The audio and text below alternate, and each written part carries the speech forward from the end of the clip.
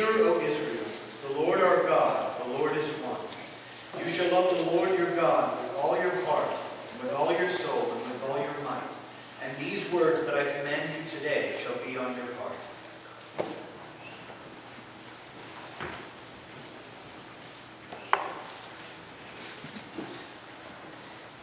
Tommy loved Mr. Johnson.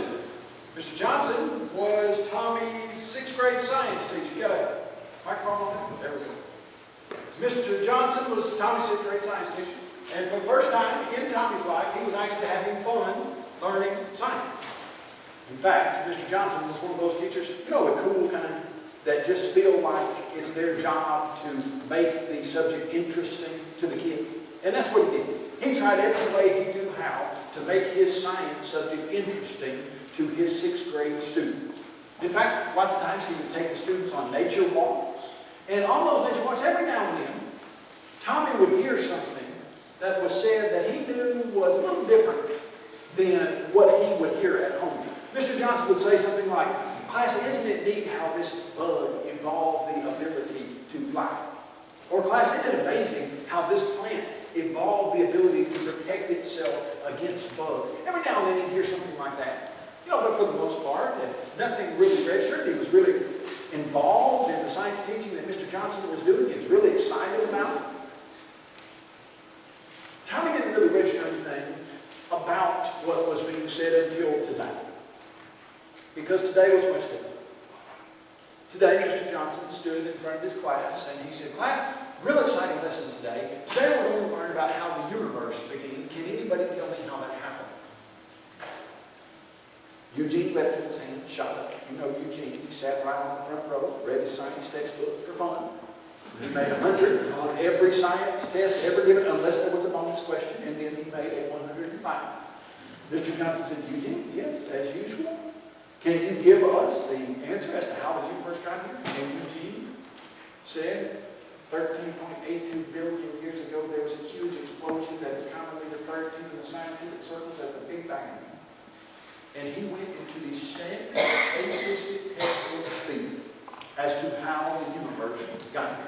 That blind chance random processes over billions of years somehow could be elements that are in this universe, and those elements that could have been exploded from stars then about 4.5 billion years ago, non-living chemicals somehow gave rise to life, and that life eventually and ultimately evolved into humans. Mr. Johnson said, "Very good, Eugene, thank you, that's exactly right." Now, out of a class of 30 people, 27 of the kids were sitting in their seats wondering what in the world had just been said. Because that's not what they had been taught. And Tommy was one of those young people, and up to this point, those comments about bugs evolving and stuff like that didn't really register, but now he realized what was being said.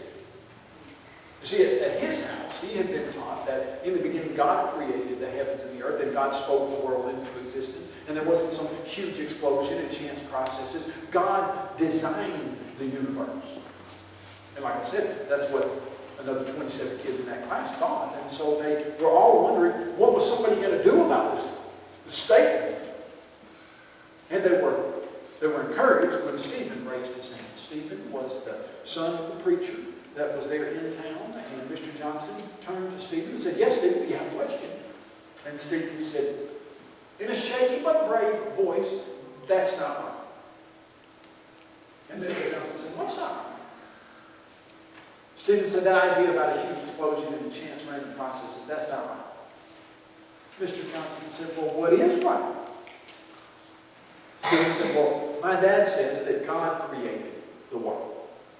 Now, like I said, that's what most of the kids in that class had been taught, and so they were all very interested to see what Mr. Johnson would do with that piece of information, and they were extremely surprised when a smile spread across Mr. Johnson's face, and he said, "Stephen, I was sure hoping that someone would bring that up.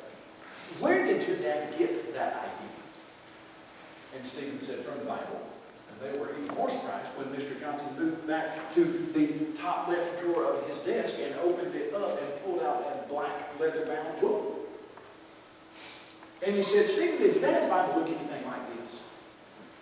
Well, it did. It looked very similar to that. And so Mr. Johnson opened it to Genesis chapter 1 and he started reading. And he got to several parts in the text that said hath and shall and maketh and doeth. And at the end of reading for several minutes, he said, class, does that sound like an old book? Whatever else it sounded like, it did sound like an old book. And he said, it is an old book.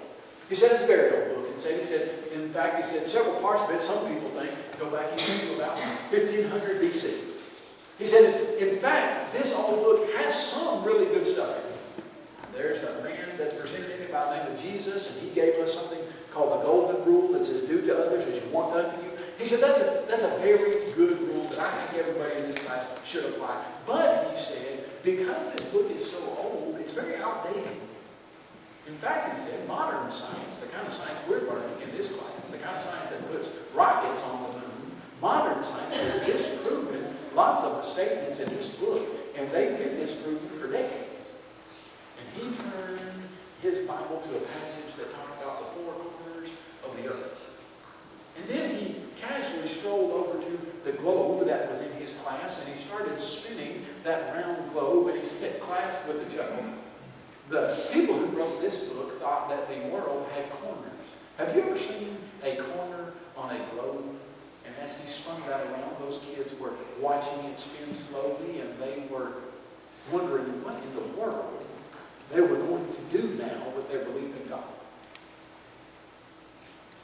Do you think that happens? You know, in one sense, that's an illustration, isn't it?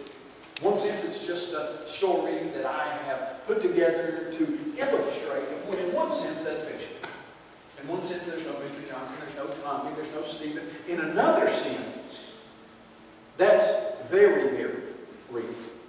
In fact, not only is it very, very real, but it doesn't play out once every 10 years, once every year. It plays out daily across the country in various different school settings and educational settings all over our country and all over our nation.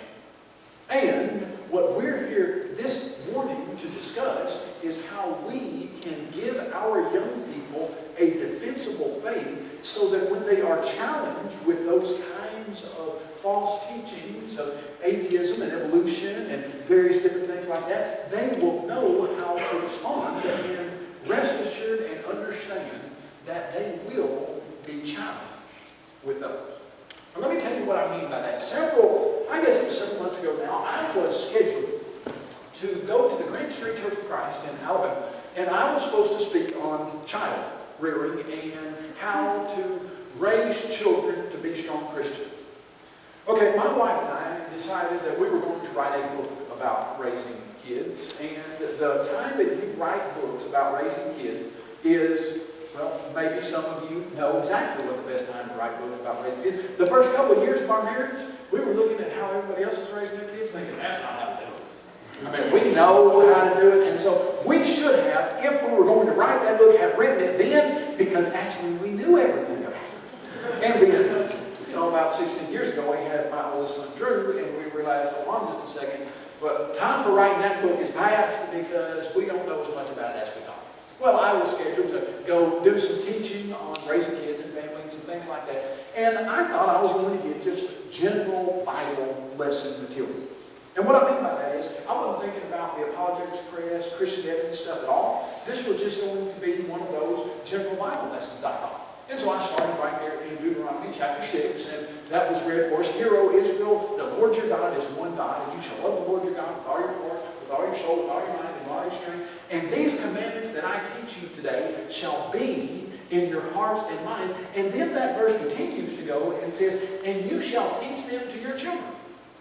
When you rise up, when you walk in the way, when you lie down, they shall be as frontlets on your eyes, and you'll write them over the doorpost of your house, and you keep them in front of you all the time. And what I thought I was going to do is just talk about how we need to be teaching God's Word, and we need to be modeling that in our lives, because one of the things that kids see right through is if we tell them to do something, but then we do the opposite.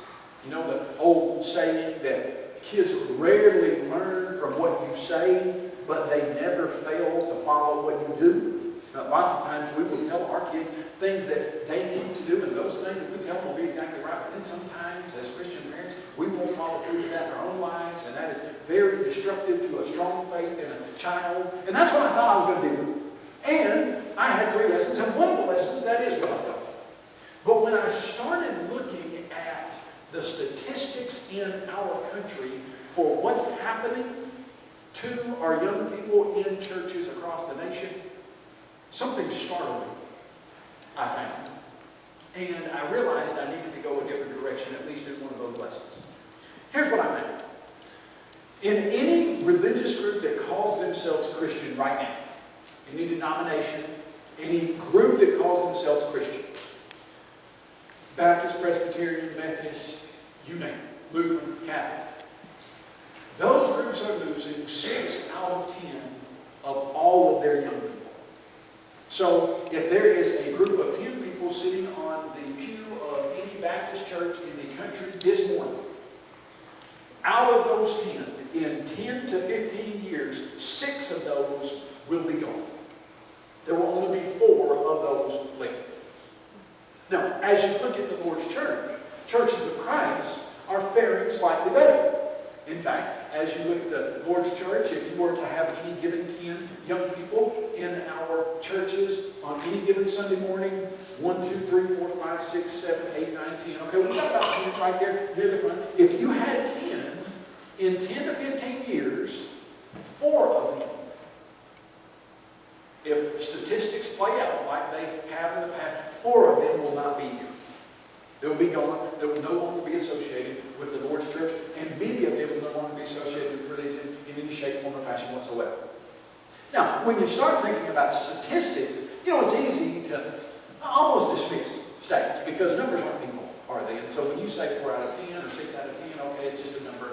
But then when you start thinking, okay, which 4 of our young people would we feel comfortable losing in the next 10 to 15 years?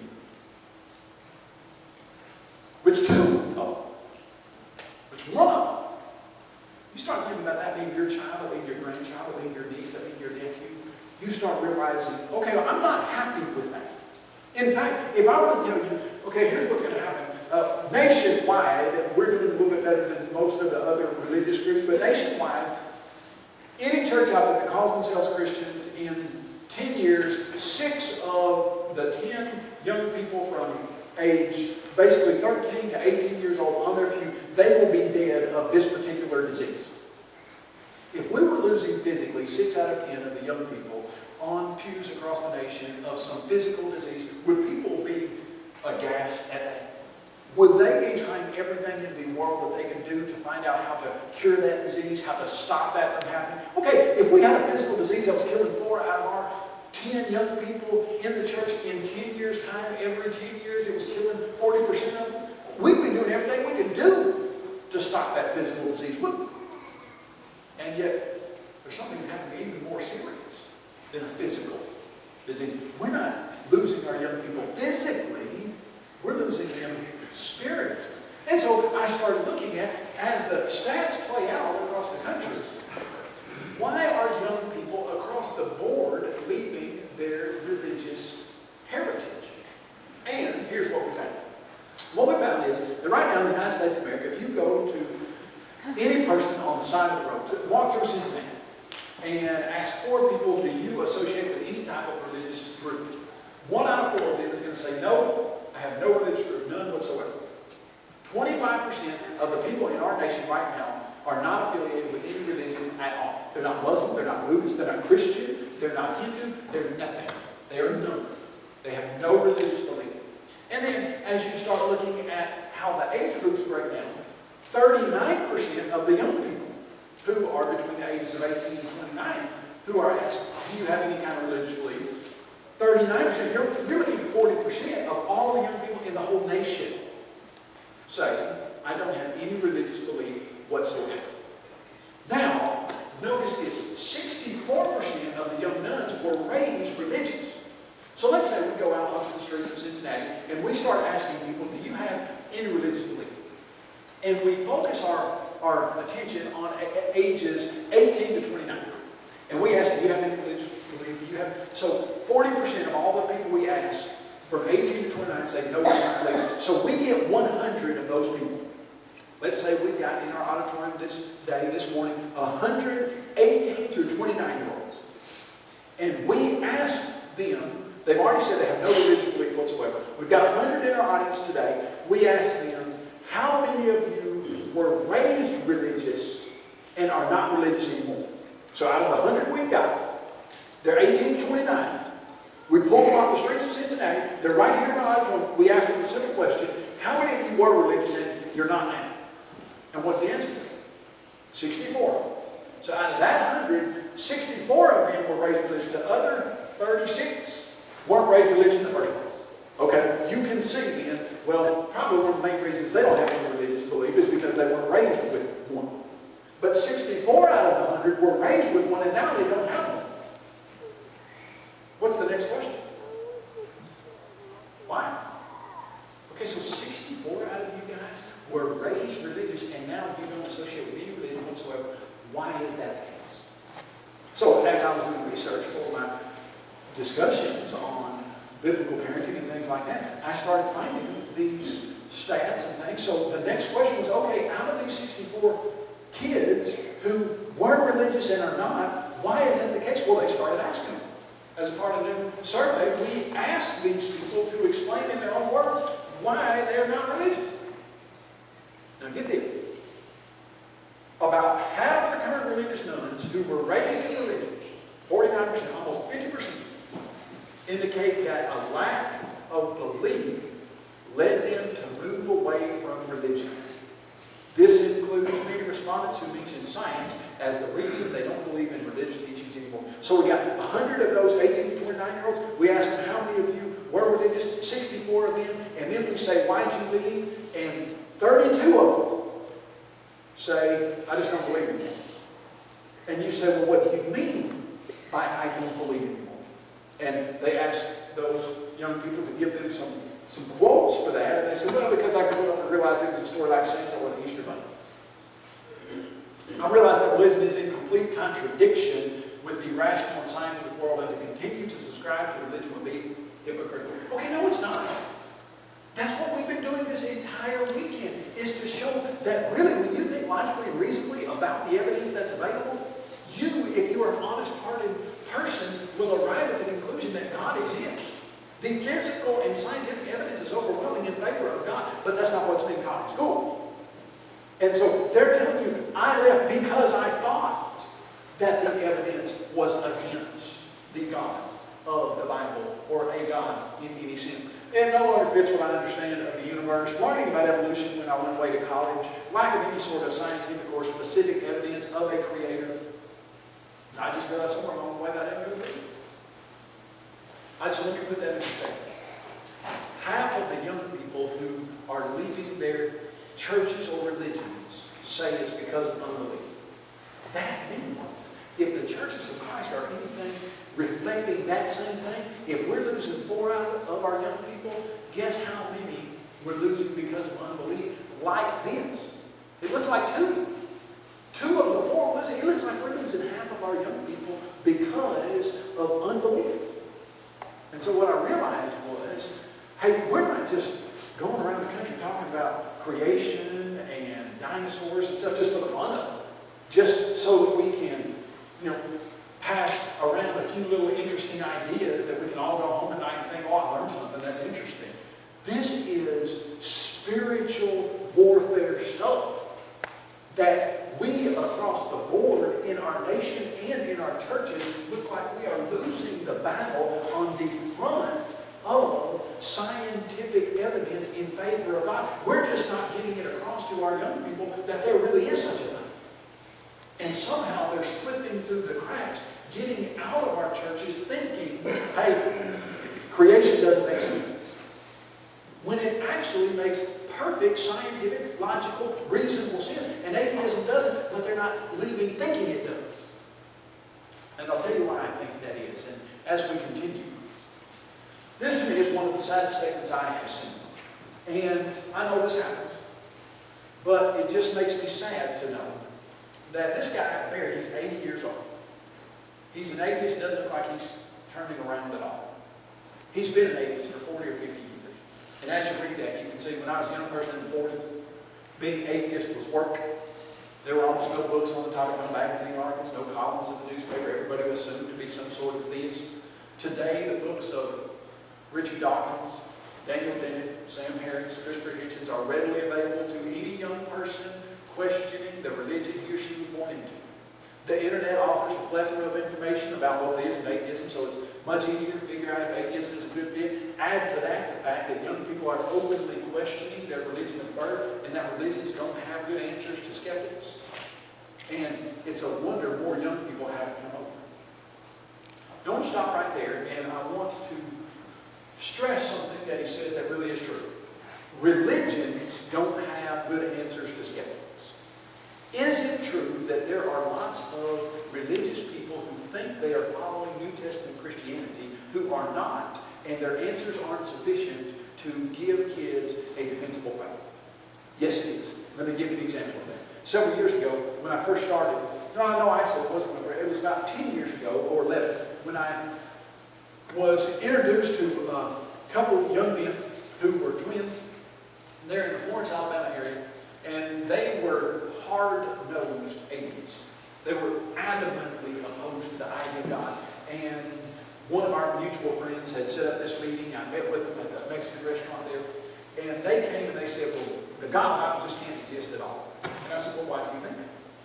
And they started into a spiel as to they didn't think that it was fair that God would create some people to go to heaven and they wouldn't have a choice in that, and some people to go to hell and those people not have a choice in that. And the idea of some people being elect and going automatically to heaven and some people being reprobate and going automatically to hell just could not be put together with the concept of a loving, fair God. And I let them talk for quite some time. And at the end of that, I said, yeah, I know, I've never believed in a God like that. And they looked at me puzzled and said, what do you mean you don't believe in God like that? That's what the Bible teaches. And I said, no, that's not what the Bible teaches at all. They said, well, what does it mean? I said, well, the Bible teaches that every person is given free will, and how they choose to use that free will determines their eternal destination. Now, there was a man by the name of John Calvin who made up an extra-biblical wrong idea called Calvinism, where he said some people are totally depraved and they don't have a choice in what they do, but that's not a biblical idea. And they were probably in their 20s, 25 or so, and they said, we have never talked to a person who calls himself a Christian who has ever said he did not believe that some people were elected to go to heaven regardless of what they did, and some people were reprobate going to hell. Now, is it true that lots of people are questioning the morality of a God like that, and they go to somebody who calls himself or herself a Christian, and they get the answer that, well, God does just send some people to hell, they don't have anything to do with it? Well, yeah. Can you blame people who are presented with the idea of God like that they then start questioning the fairness of a God like that? No, you can't blame them, although they should be able to if they would just continue to look further. If they had the searching heart that was trying to really find the answers, come to a proper conclusion on that later as they found better answers. But it is true. Lots of religions, and put that in quote, don't have good answers. But let me tell you this. New Testament Christianity, as it is practiced in the churches of Christ, in the United States of America and across the world. I've traveled all over to the Ukraine. I've traveled to Panama and Peru and you name it. The idea that the Bible is the inerrant Word of God and we need to follow exactly what it says because it's God-breathed, and we need to learn and do from it as the sole authority of God's communication to man. That New Testament Christianity is the only perfect philosophical system that exists in the world today and is capable of sufficiently answering every single question posed by anybody who's honestly trying to find an answer. And that's the truth. And so, yeah, some religions don't have good answers, but real Christianity does. Now, as you start looking at that, you see what he's saying. Hey, man, kids can get on the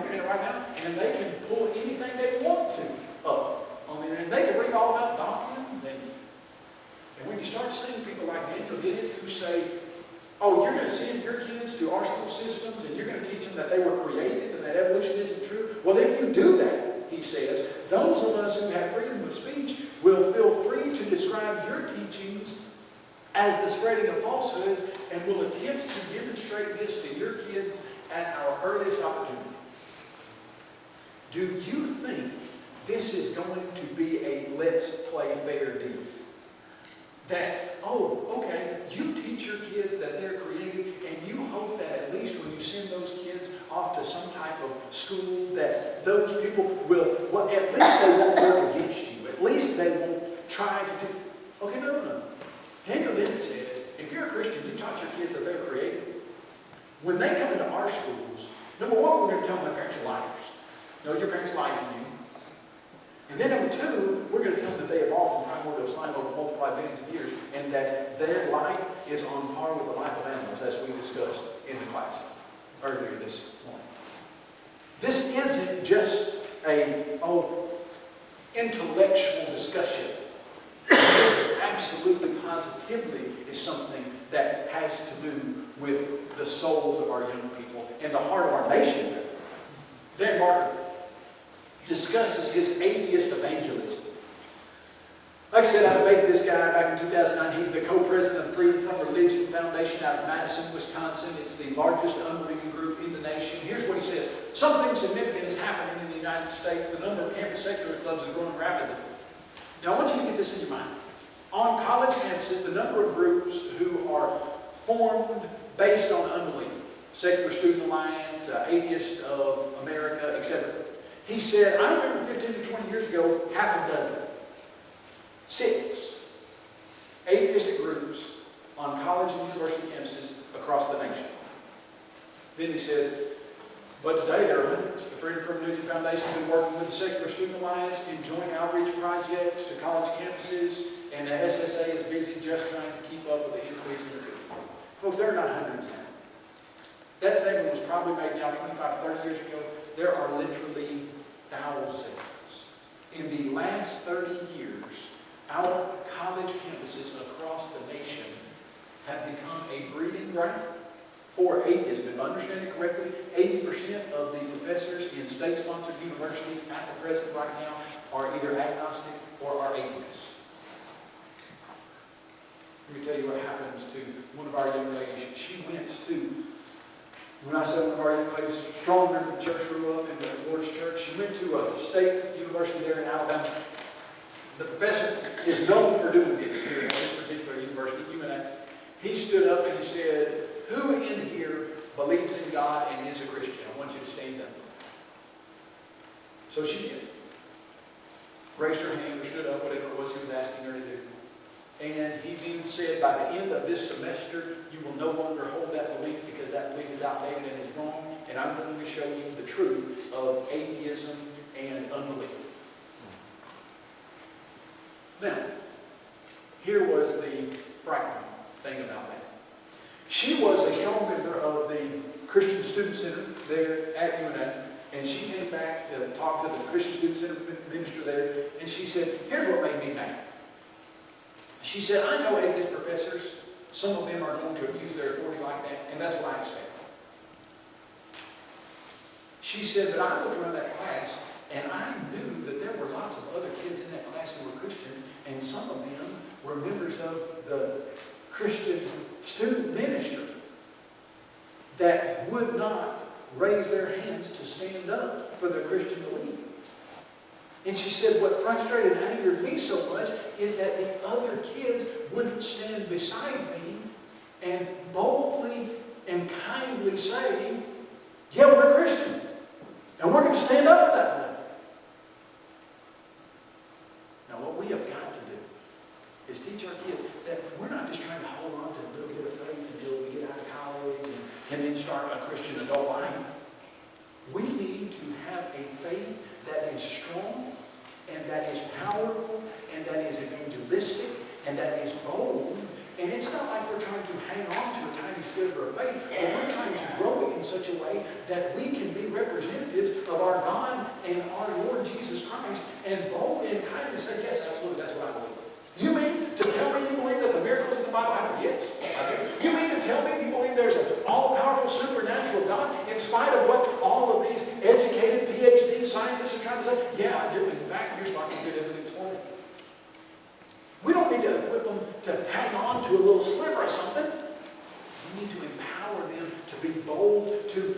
to stand firm for that in the face of that kind of unbelief. I want you to listen to this statement. KJ from Oklahoma wrote to us and she said, "This is so scary. I'm battling this with my 15, almost 16-year-old right now. I should have started earlier, but the things that affected me don't affect him, and vice versa. Dinosaurs were the beginning of our problems.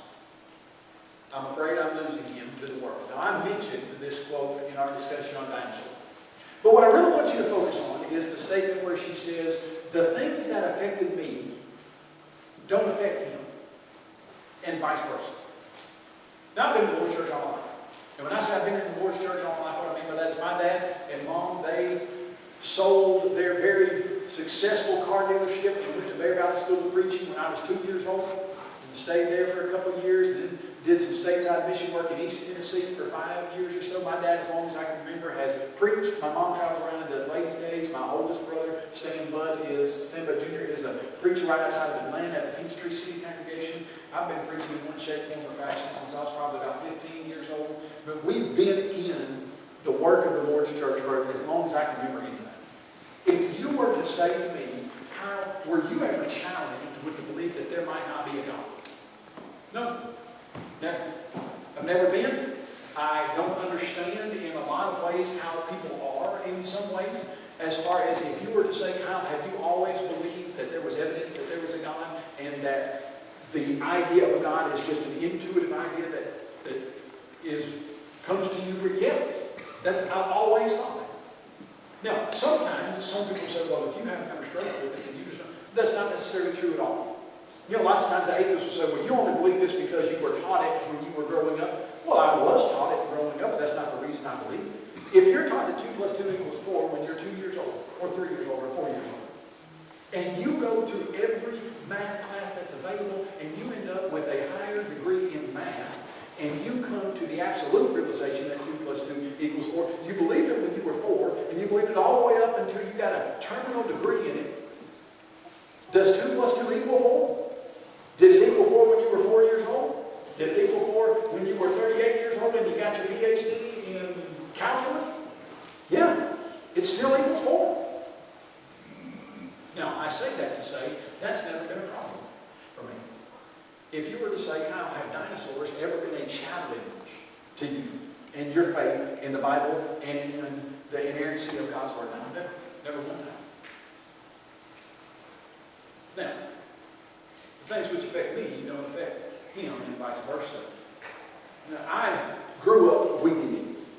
And when I say I grew up weed eating, my brothers and I had a lawn care business. It was called Clean Cut Lawn Care. And I had 2 brothers, 2 older brothers. I was the youngest. Had a 16-year-old brother, a 15-year-old brother, and I was 13 at the time. And I remember us going to Lowe's and putting on 90-day same as cash a Lowe's 18 horsepower riding lawnmower. Now, if you are 16, 15, and 13, and you buy a brand new $1,800 mower that you're planning on paying off over the course of mowing lawns in the summer, who gets to drive the mower? Maybe a better question would be, who doesn't get to drive the new $1,800 mower? Yeah, the 13-year-old doesn't get to drive the mower. And so from the time I was 13, I was handed a weed eater. And we probably had 40, 50 yards that we would cut every 2 weeks or so, and they gave me a weed eater, and they said, weed eat. And so I weed eat. We started with those little crook shaft McCulloch weed eaters, and we literally burned the head off of about 3 every summer. We would weed eat and weed eat. And so finally somebody said, hey, have you ever had a Shindawa weed eater? And I said, no, what's a Shindawa? They said, oh man, I grabbed a hold of a Shindawa weed eater one time, crying. You have to have a helicopter's pilot license to use a Shindawa. If you touch the trunk of any type of tree that is less than 2 feet in diameter, it just cuts it down. I got a hold of Shindawa, and I have been weed eating out. I'm a great weed eater. I mean, I'm good at it because I've had years and years of practice. Now, my son, when he was 12, could not, and 13 and 14 and 15, could not have started our weed eater. Didn't even know how to start it. And here's why. When he was 12, I put him on the John Deere zero-turn 25 horsepower lawnmower. We had a very large yard, 6 acres. And it still took us about 3 hours to mow with a John Deere that is going 6 miles an hour. And 6 miles an hour on the riding mower is pretty fast. And put him out there on the zero-turn John Deere mower. And, I guess he was about 13. He came in one day and he said, "Dang, you know, you can really drift with that mower out there." I mean, you know what drifting is? Okay, drifting is when you don't turn. You slam on the brakes in such a way that the back end whips around to where you want. It's not a turn.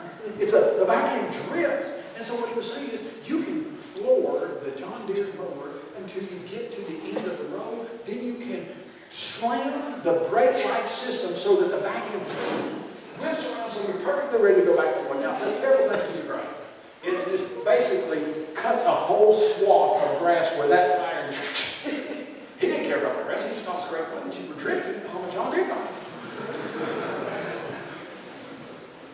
My son's been riding a zero-turn John Deere now he's 16 now.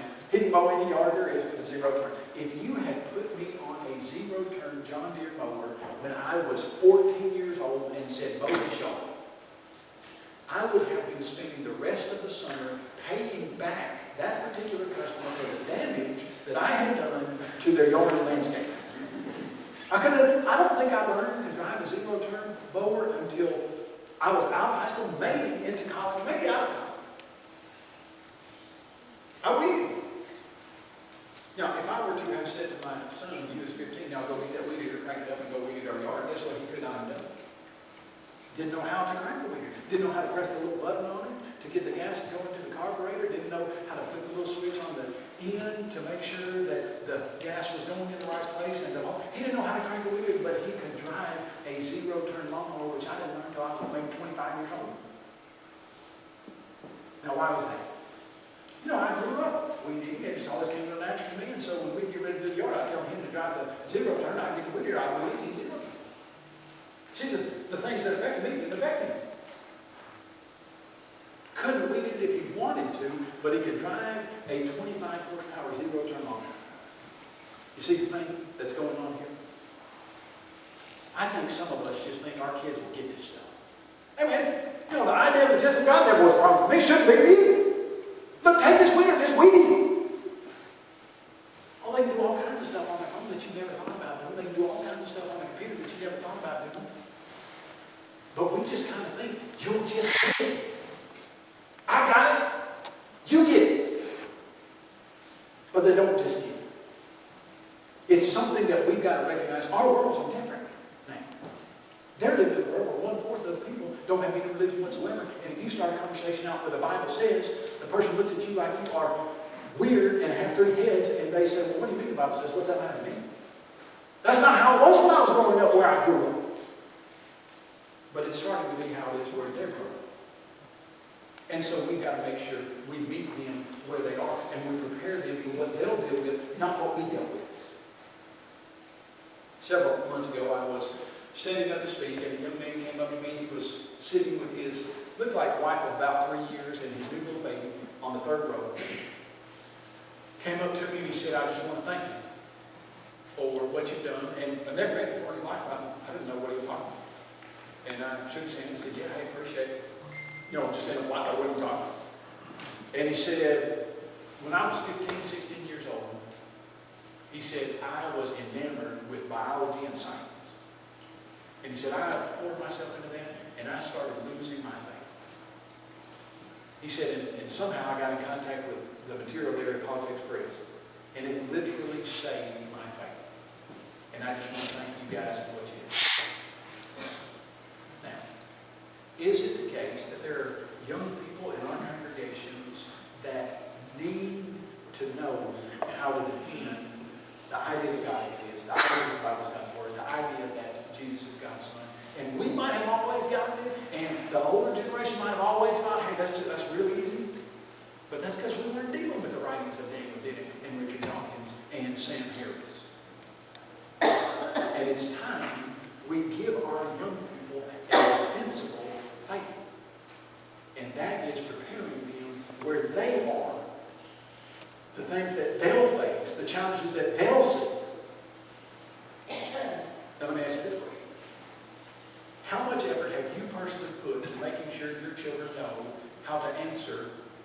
know the Bible, God's Word? How much effort have you put personally to making sure you know your children, your young people, your grandchildren, etc., know how to answer, well, what about dinosaurs in the Bible? How much effort have you put into making sure your children have a defensible answer when someone says, well, you know God doesn't exist because of the Big Bang? That your child can say, well, actually, yes, we do know God exists, and here's why. Now, here's the thing. If you're not doing it, who is? Well, I think you understand the answer to that. I also think you understand the answer that to get a person to believe in God, it takes more than that, doesn't it? That's the first step. Answering questions about dinosaurs, that's a step to get them closer to the real belief that they need. And the real belief that they need is, yeah, there's a God. And not only is there a God, but that God put on human flesh and came to this world and died so that each and every creature, human being that He made can have a chance to go to heaven. And that it doesn't matter how much money you make in your life. It doesn't matter how successful you are and what kind of degree you got.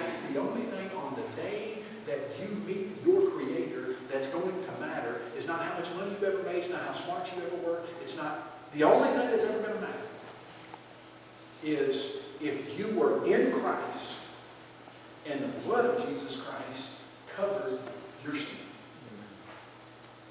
And one day, every single person in this auditorium is going to stand before God.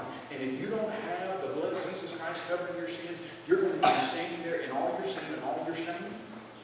And because God cannot countenance sin, He's going to say, depart from me, I never knew you. But those of us who are sinners, but have put on Christ, we're going to be able to stand in the presence of God, and all of that sin that we have is going to be covered by the perfect white robe of Jesus' sinlessness, and He's going to look it up, and He's going to see Christ, and He's going to say to us, well done, good and faithful servant. It's not going to be because of how good you were. It's not going to be because of how much money you ultimately gave or how you worked your way into heaven. It's going to be because you were in Jesus Christ. And the Bible says there's only one way to do that. Don't you know that as many of us as were baptized into Christ were baptized into His death? The way to become a Christian is believe in Christ with all of your heart. Be willing to confess that you believe that and be willing to repent of those sins. And be baptized into Christ. And the Bible says when you do that, you put on Christ. And ultimately, because you put on Christ, you'll stand at the day of judgment. And you'll be clothed with Christ. And God will allow you to come into heaven because of your recognition and your obedience of faith to the plan that He had in His mind before time began. Do you need to put on Christ this morning? You need to answer, to come to the invitation that God has given you and is always open, but that we stress this morning. Is there anything that we can do for you to obey the invitation that God has given you? If there is, please let us help you as we stand and as we sing.